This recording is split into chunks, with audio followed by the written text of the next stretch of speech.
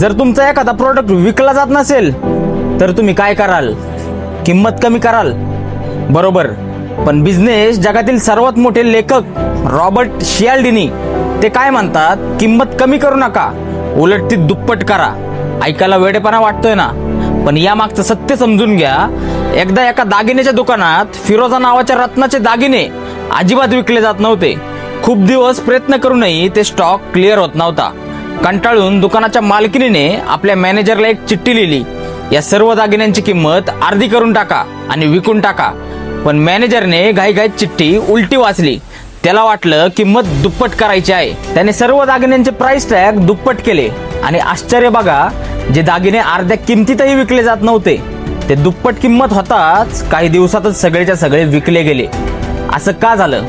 याला business psychology मध्ये म्हणतात expensive is equal to good. महाग म्हणजे चांगलं. ग्राहकांना वाटलं की किंमत जास्त आहे म्हणजे हे रत्न खूप दुर्मिळ आणि भारी असणार. स्वस्त वस्तूंना लोक अनेकदा कमी दर्जाचं समजतात. मित्रांनो, धडा हाच आहे की जर तुम्हाला मार्केटमध्ये टिकायचं असेल तर स्वतःला किंवा स्वतःच्या प्रोडक्टला कधी स्वस्त म्हणून विकू नका. स्वतःची व्हॅल्यू वाढवा. लोक जास्त पैसे द्यायलाही तयार होतील. बिझनेसच्या असे सायकोलॉजिकल ट्रिकसाठी आणि सोप्या टिप्ससाठी आपल्या पेजला आत्ताच फॉलो करा.